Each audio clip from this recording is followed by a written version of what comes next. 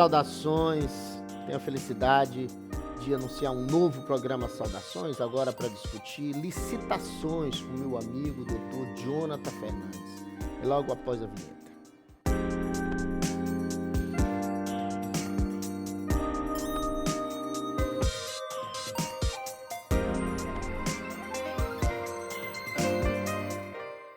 Saudações, que felicidade ter você aqui para dialogar conosco sobre um tema importante, tema fundamental para a sociedade, no Estado de Direito, com relação às compras do Estado, da municipalidade. Teremos eleições ano que vem, comigo para discutir essa temática importante.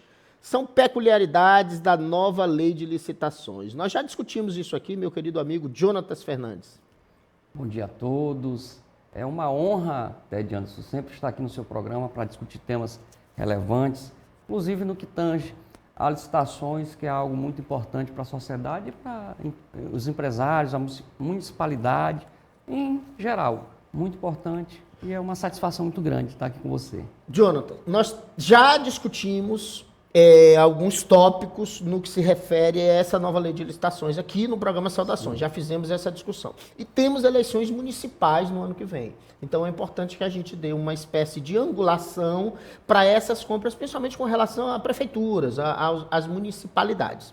Mas vamos voltar aos debates interessantes. Para a regra geral da lei, tem uma informação importante que eu queria que tu explicasse de uma forma mais detida, mais específica para nós, que tem a ver com aquela figura, uma figura que tem se tornado polêmica, que é o agente de contratação. Primeiro me explica quem é essa figura e por que é polêmica, por que há, na verdade, interpretações distintas que têm acontecido no decorrer da aplicação. Nós temos uma lei que está sendo aplicada a partir de 2021.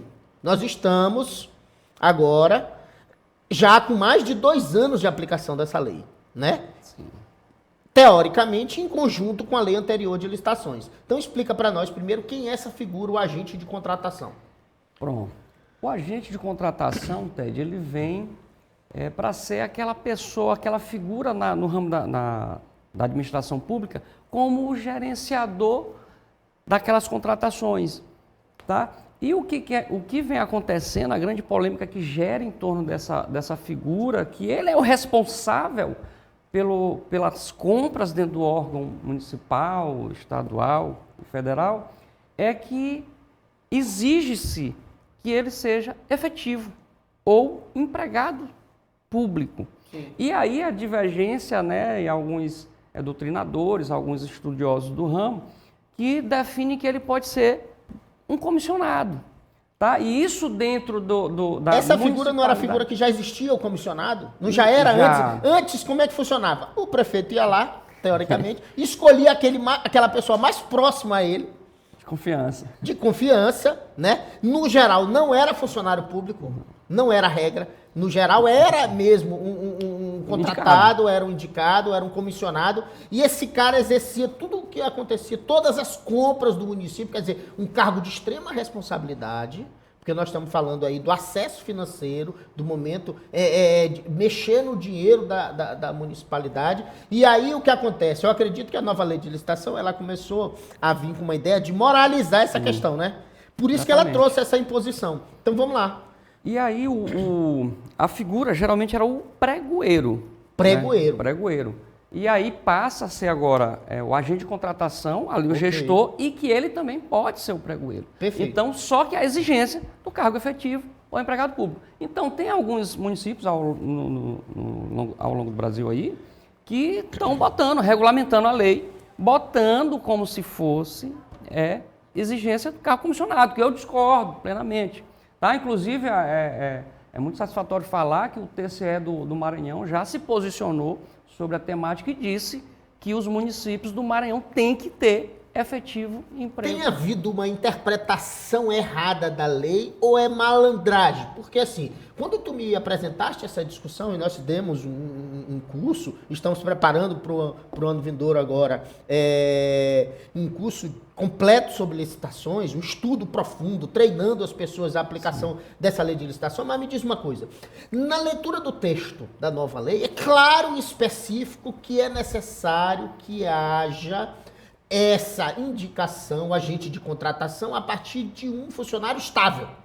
que haja uma estabilidade. Então, assim, ele tem que ingressar para o concurso público, seja pelo regime, e aí regime jurídico tem nada a ver, estatutário ou seletista, isso não importa. A grande questão é que ele seja funcionário público. E aí a natureza do regime jurídico não exclui o fato dele ser ou não funcionário público. Então ele não pode ser terceiro a serviço da administração, que é o cargo comissionado. Não é isso, não é nada disso. Exatamente. Essa discussão ela tem que ser então funcionando. E o que tu dedica a isso? Porque tu tens acompanhado isso pelo Estado, tens acompanhado isso às vezes até fora do Estado, nas municipalidades, nessas assessorias que tu presta e tal, e aí tu tens orientado o que tens acontecido e sob que parâmetro essas pessoas estão te utilizando. Então, assim, há pessoas que estão ensinando errado, que estão interpretando errado. Qual é o problema com relação a isso? Porque a lei é clara e cristalina, uma interpretação, uma análise constitucional e legal sobre aquilo, hermenêutica do direito com seriedade. Se percebe que não há possibilidade de haver,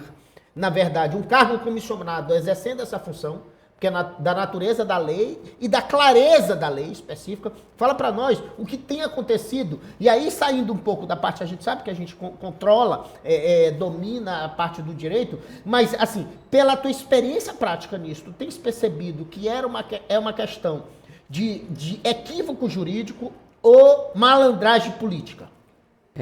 Ted, o texto da lei é bem claro, tanto quando ele começa as definições lá no artigo 6º da Lei 14.133, como também no artigo 7º e no artigo 8º, que fala sobre detalhamento do agente de contratação. E aí eu posso seguir o teu raciocínio da malandragem. Sim. Porque é o seguinte, lá no artigo 7º ele inicia o texto falando em preferencialmente, Sim, que seja efetivo ou empregado público. E esse, preferencialmente, eles estão utilizando para fazer uma regulamentação que eu não vejo a necessidade. E aqui eu já parabenizo a estrutura do TCE, os juristas daqui que manteram a ideia de sim do efetivo e do empregado público. Então, os municípios devem sim compor a sua equipe, o agente de contratação deve ser efetivos ou então empregado público do quadro permanente. Então, fugindo disso, é malandragem mesmo. Tu acha que E tem acontecido nos municípios, eles têm utilizado equivocadamente essa figura, ainda como comissionado? Ted, ultimamente eu tenho visto, inclusive o Ministério Público, né, aqui do Estado do Maranhão, cobrando os municípios. Que seja exatamente. Né, que seja então, tá todo esse contexto, o Ministério Mas Público alguém cobrando. ensinou errado, John. O que aconteceu? Porque no começo, normalmente, quando tem uma lei dessa, que tem um impacto tão grande, normalmente, nós do direito preparamos cursos, preparamos mentorias, preparamos... É o que nós estamos fazendo agora, por exemplo. Mas o que aconteceu para que houvesse esse equívoco na interpretação? Ted, eu acredito que uma venda de uma ideia equivocada, né, para fins, sei lá, de vender curso, alguma coisa, injetar uma ideia equivocada nas pessoas, porque existe sim uma dificuldade, Ted, nas câmaras municipais, que elas têm uma deficiência no quadro de pessoal, sim, mas nada impede, tá, que seja feito ali um termo de cooperação técnica entre a Câmara e a Prefeitura. Exatamente, para ceder. Aí tu pega um funcionário estável. Exatamente, faz a sessão e utiliza ele, mas burlar o sistema, não vejo necessidade disso. É uma malandragem, como tu falaste. E é um bom motivo para ter concurso público nas câmaras municipais, né? Também. Né? Concurso público. Porque é uma estrutura que funciona de forma constante. Quer dizer, é uma estrutura que de fato precisa de pessoas que saibam organizar, que dê continuidade ao processo. Porque tu tem um processo eleitoral que acontece a cada 4 anos, Jonathan, mas o sistema, o arquivo, a lógica precisa funcionar com alguém que é estável, que não tenha aparatos políticos, que precisa se dedicar àquela procedimentalidade. Porque o sentido do efetivo, então, do cargo de emprego público, daquela pessoa que vai ficar ali responsável pelo aquele gerenciamento, é porque passa o gestor, né? Passa aquele prefeito e ele continua. Ele continua ali organizando, ele sabe tudo que aconteceu antes e agora. Então ele está no passado, está no presente e está no futuro. Então foi bem pensada a legislação, tem que ser feito dessa forma. E o interessante dessa questão, Jonathan, é que, por exemplo, normalmente quando vem, aí tu imagina, numa mudança de Câmara Municipal, até de Prefeitura, principalmente na Câmara Municipal, que são aqueles órgãos que possuem mais deficiência com relação a funcionários públicos, a concursados.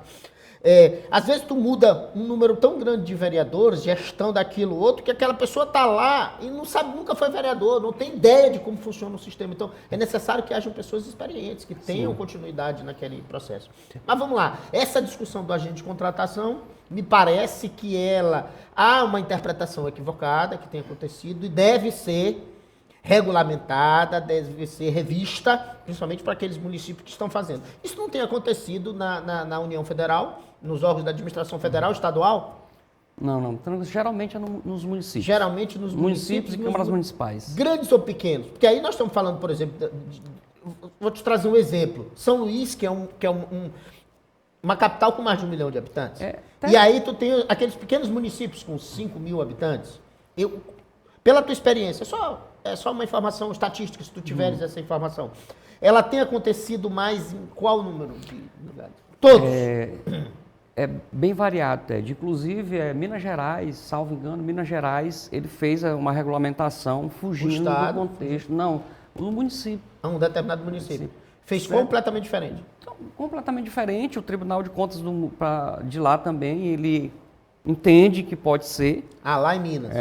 Então, ele é um pouco meio divergente dos demais. Então, então, no final das contas, pelo que tu está dizendo, se tu tem um tribunal em Minas que está tendo um entendimento diferente, o Tribunal do Maranhão já tem esse tipo de entendimento que é mais legalista e mais analisando a interpretação legal, o que deve ser feito. Então, isso vai ter que ser resolvido veja bem, essa matéria acaba ficando tão complexa, porque como não é competência do Tribunal de Contas da União, e ele não tem competência sobre os tribunais de contas estaduais, isso vai acabar desembocando no STJ e no Supremo. Vai cair lá. Então essa discussão vai acabar judicializada. Isso, porque já tem a divergência já fechada entre os tribunais. Mas a maioria está vindo no sentido do agente ser efetivo. Mas Minas Gerais é muito grande. Minas Gerais é um país, né? Minas e São Paulo, então vai dar... Agora imagina a quantidade de municípios, né? Na verdade... Muitos. Tem mais de 900 municípios. Dificilmente lá vai ser a regra que está na legislação. Não, então possivelmente a gente vai ter que recorrer ao STJ, recorrer aos tribunais. Vai chegar lá. Vai ter que se discutir isso nos tribunais. Não há outra solução para isso. Não há outra solução. É uma discussão interessante. Me diz uma coisa, como andas... a questão da ata de registro de preço. Porque antes nós tínhamos um padrão, né? Antes nós tínhamos um padrão da legislação anterior, da lei de licitações anterior. Nós tínhamos um padrão. Como é que se dava esse padrão anterior? Só relembra a gente, para depois a gente entrar no que aconteceu novo, o que é novo nessa nova lei de licitação. Primeiro fala do padrão geral. A ata de registro de preço, ela vem com o desejo de facilitar as contratações de forma mais célere no âmbito da administração pública. Tá? Esse é o fundo geral. Só que na Lei 8.666, ela tinha alguns critérios ali mínimos. A ata só poderia ter vigência de 12 meses, não poderia se fazer adesão de quantidade mínima. Até a questão do reequilíbrio também, ou então a ata de registro de preço para obras de engenharia. Então, na nova lei, na 14.133, ela traz algumas inovações. Primeiro ponto, prorrogação, que ela pode ser de até 24 meses, 12, prorrogável por mais 12. Então já aumenta o prazo, dá uma segurança melhor, uma estabilidade. Antigamente tu tinha uma ata de 12, agora tu já consegue ir até... Exatamente, você pode estender lá por mais 12, desde custo, que você... né? Tem uma questão de custo, claro, né? Diminui custo. É interessante, né? A questão da vantajosidade, Sim. da demonstração disso. Só que tem um detalhe, tá? Na 14.133, ela dá uma vedação para a questão do carona. O que é o carona? As adesões. Os municípios faziam uma ata e estendiam a outros entes. Há uma vedação que também já tem divergência. Né? Começou-se o Tribunal de Minas Gerais também já disse que regulamentou dizendo que pode. Só que o texto lá da nossa lei no artigo 86, parágrafo 3º, é muito claro, dizendo que não pode. Ou seja, o órgão federal, o estadual e o Distrito Federal, eles podem. Mas o município, ela omitiu. Ou seja, o município não pode mais aderir, ceder carona a outros municípios. Tá? Então, isso é uma vedação que está lá no artigo 86, parágrafo 3º, e que tem levantado muito questionamento, porque era uma saída dos municípios fazer ali uma contratação mais rápida, mais célere, mas foi vedado. Hoje você só pode fazer uma carona, uma adesão à ata de registro de preço, se for entre os entes do próprio município ali, uma Secretaria de Saúde, uma Secretaria de Educação, onde eles fazem uma ata mais simplesmente para aquele ente. Ou seja, o município de Rosário não pode ceder carona ao município de São Luís, ou vice-versa. Tá? Então, não pode. Então, esse é um ponto que foi mudado, né, na legislação e que está causando aí um grande desconforto para os prefeitos de todos os municípios do Brasil, aí, dos municípios. Tranquilo? Jonathan, explica melhor essa parte da ata de registro. Explica como funciona a ata de registro, porque eu quero te trazer uma informação constitucional. A gente trabalha muito essa expressão no direito constitucional, que é uma coisa que a gente chama de silêncio iloquente. O que seria o silêncio iloquente? O silêncio iloquente é toda vez que aquele texto normativo, normalmente constitucional, começou com essa ideia constitucional, não manifesta propositadamente sobre aquela matéria, quer dizer que não é para ter aquela coisa. Então, quando ele silencia, ele está falando. Ele está falando muito. E eu percebo que nessa transposição legislativa, onde, num primeiro momento, na legislação anterior de licitações, tu tinha expressamente a possibilidade de municípios darem carona nas atas de registro, e agora tu tem o silêncio, que a gente chama de silêncio iloquente, que é o silêncio que fala, o silêncio que diz. Então, onde ele descreve todos os entes federados e não diz do município, então ele está dizendo que o município não pode. Que é a coisa do silêncio iloquente. Então isso é claro no direito, isso aí é claro. O problema é que eu tenho percebido que as pessoas pouco têm estudado direito e começam a ter assim, a acharem que direito é senso comum. Direito não é senso comum. Direito é catalogação histórica. Quem falava muito bem sobre direito era o Hans Kelsen. Direito é jurisprudência, mas não nesse sentido de decisões do tribunal. Jurisprudência no sentido da composição legal, estática. Então, assim, seja uma lei, seja uma decisão do tribunal, mas ainda assim aquela estabilidade da decisão. Isso é direito. Direito é o que se convenceu dizer que era direito. E não é simplesmente o senso comum das pessoas. Então, explica melhor essa coisa para que as pessoas... Eu sei que as pessoas têm um pouco de dificuldade de entender como funciona a questão da ata de registro. Pois é, só voltando à questão do senso, né, de olhar o texto legal. Sim. E tentar inventar. Sim. Quando a gente vai lá no artigo 1º, a gente vê que o legislador ele deixou claro, ele fala sobre todos, ele fala sobre a União, o Estado, descreve o Distrito e o município. Acabou. Lá no artigo 86 ele vai esquecer? Não vai. Não tem a lógica. Exatamente. Ele botou mesmo justamente porque não é. Não era para ter. Não é. Inclusive, há uma manifestação do Minas Gerais está avacalhando a lei de licitações, né? O pessoal, há um grande grupo de prefeitos, né, no Congresso, tentando ver se consegue uma mudança, né, na questão do texto. Mas a ata de registro de preço, ela vem no sentido de melhorar a contratação. Tá? Então, uma ata de registro de preço que ela tem um preço vantajoso, o que acontece? Qualquer outro ente ele pode solicitar carona. Tá? Como é que podia, assim, no caso, podia. Deixa eu usar a tua ata para eu fazer. Eu vou fazer o mesmo procedimento na minha prefeitura. Deixa eu usar todo esse trabalho que tu tivesse de preparação, de regulamentação e usar aqui no meu. É isso? Não funciona bem assim. Tem toda uma lógica que aí é mais interessante um curso do que se tratar aqui. Até porque é uma série de situações que deve proceder antes de fazer a adesão à ata de registro, que agora nem pode mais entre entes. Mas digamos que o município quer aderir uma ata do Estado, de um Estado. Ele pode, ele vai ter que solicitar, o Estado vai dar o aceite e a empresa também tem que anuir. Sim. Tá? Então, há todo um contexto que deve ser feito, proceder antes da adesão. Então, no final das contas, os municípios têm aderido às atas municipais, têm criado o mesmo problema do agente de contratação, ou isso não tem acontecido? Não, no estado do Maranhão não tem visto não, mas é fora É mesmo. fora aquela discussão lá em Minas que eles disseram, no geral. Então, essa norma legal da não possibilidade da carona na questão dos municípios, isso tem sido cumprido aqui no estado. Tem. Aqui no estado tem sido cumprido. Ok. A gente ainda tem um outro tema interessante para discutir, Jonathan, que é com relação à vigência da norma, a vigência da lei. Sabemos que essa lei ela é de 2021. A nova lei de licitações. 1º de abril de 2021. 1º de abril de 2021. A nova lei de licitações. E nós tínhamos uma legislação pátria que regia a matéria através de mais de uma lei. A 8666 Sim. e assim como outras legislações. Vamos lá. Em um determinado momento, por determinação da própria nova lei de licitações, aí tu tenha a vigência dupla. Duplamente. Sim. Explica para nós direitinho como funciona essa questão aí e qual é a polêmica que se apresentou posteriormente. Pois bem, Ted, a nova lei de licitação, ela iniciou sua vigência em 1º de abril de 2021, com prazo de vigência de 2 anos.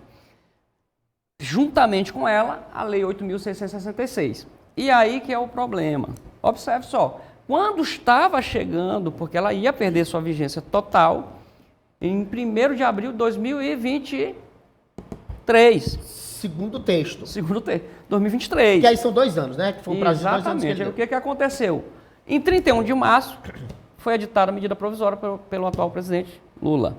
Está prorrogando até 30 de 2023. Certo. E aí é que já... A medida falou, haverá vigência até 30 de dezembro de 2023. Prorrogação da lei, o prazo até 30 de dezembro agora. De 2023. Por que saiu foi editada essa medida provisória?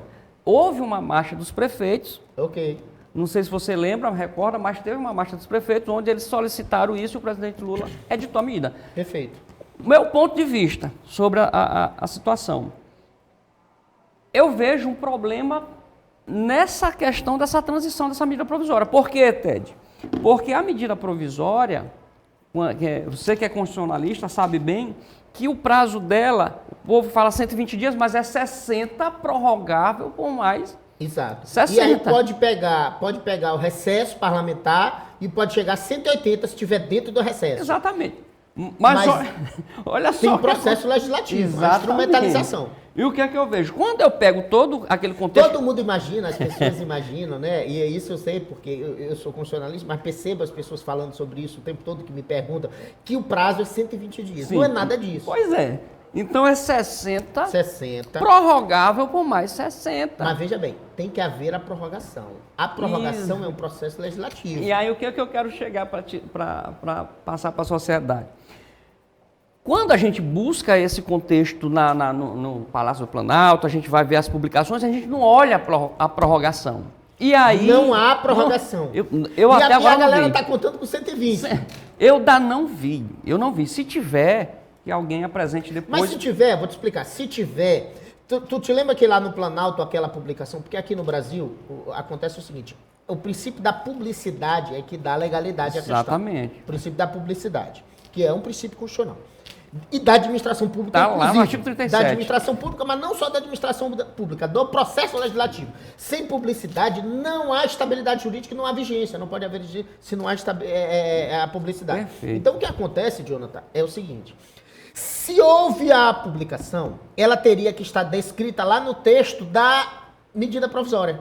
Tu entendeu? Tinha que ter um parênteses assim, uma exposição de motivo, ou então uma publicação, prorrogação da medida.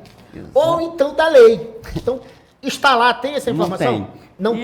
E aí, esse é que é o grande X da questão, Ted. Porque não tem a prorrogação. Então, se não tem a prorrogação, se a gente for lá no texto, a gente observa que ela findou. Ela decaiu em 20... Decaiu não. Lá ele está dizendo que foi... dias ela decaiu. Ela está dizendo... 60 dias. 60 dias. Lá ela está dizendo que ela foi até 28 de julho. Sim.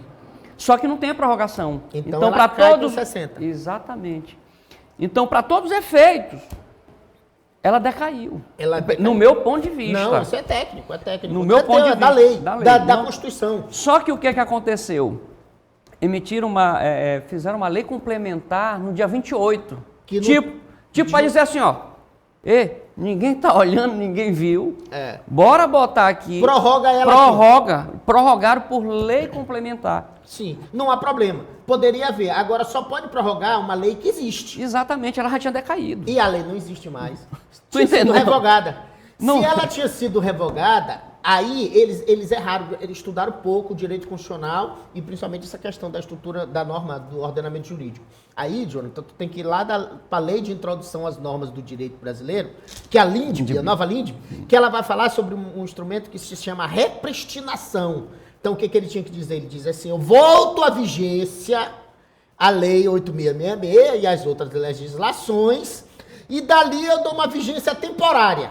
Então, pode fazer isso? Pode, se tivesse uma lei expressamente que fizesse isso, voltasse a vigência e desse vigência temporária. Assim, por prorrogação não pode, porque a lei só pode ser prorrogada aquilo que existe. E esta não existe no mundo jurídico. Então, foi feito no dia 28 essa lei complementar, só que o problema é a prorrogação. A gente não encontra, a gente não observa no texto, nas buscas, a gente não vê essa prorrogação. Então, o ponto de vista, tudo que foi feito daquela data, dos 60 dias depois de 1º de abril, tudo abril, maio, junho. Então, final de junho, entendeu? Começo de julho, tudo isso ainda existe no mundo jurídico. Na verdade, são irregulares. Tem que ser tudo refeito. Refeito. E o que é interessante, Ted, é que a gente que é do ramo de licitação, eu tenho observado que muitos se preocupam, agora em janeiro, como é que vai ser, sendo que o prejuízo já foi feito. Já foi feito. A lei 14.3 está na sua plena vigência. Jonathan, a 8.666 já foi. Nós temos aí, o nosso tempo se esvaiu, mas nós temos aí, possivelmente em fevereiro, um novo curso de licitações, possivelmente será feito pela estrutura que a gente está fazendo de forma digital, forma online, um curso mais ou menos em fevereiro, mas também vai ter uma nova turma para a gente discutir isso nessa data. E deixa aí finaliza aí, deixa um abraço aí para a galera, manda um recado para todo mundo e a gente precisa concluir. As pessoas, os profissionais que tenham interesse em estudar a licitação, entender um pouco, olhar essas diferenças, né? Aprender a aplicar a nova lei. Não se deixe... na prática, né? Um curso prático. Na prática. Eu tenho observado várias pessoas de renomes, né, no mundo, mas que não falam, não observam os critérios técnicos, né, como foi falado aqui sobre... Três rápido, e principalmente essa da questão da vigência, né? Muito tem se falado em vigência, vamos prorrogar, o que vai acontecer em janeiro, sendo que a lei já está vigente a 8.666, já decaiu lá em 28 de junho. Né? Então, só quero agradecer, Ted, pelo convite. É sempre bom estar aqui no seu programa para tratar dessas temáticas e só tenho a agradecer a sua pessoa. Então, vamos lá. Mais uma vez anunciando, dizendo para você que no ano que vem, 2024, nós teremos aí uma nova temporada do programa Saudações. Muitas novidades virão. Brevemente você terá essas informações sobre isso. Nós ampliaremos, a família vai ficar maior. E teremos também uma plataforma de cursos e teremos certamente o curso de licitações na prática, ministrado aí pela sua equipe, presidido, capitaneado pelo Dr. Jonatas Fernandes. E é um grande abraço, mais uma vez eu declaro justo esse programa Saudações e até o próximo.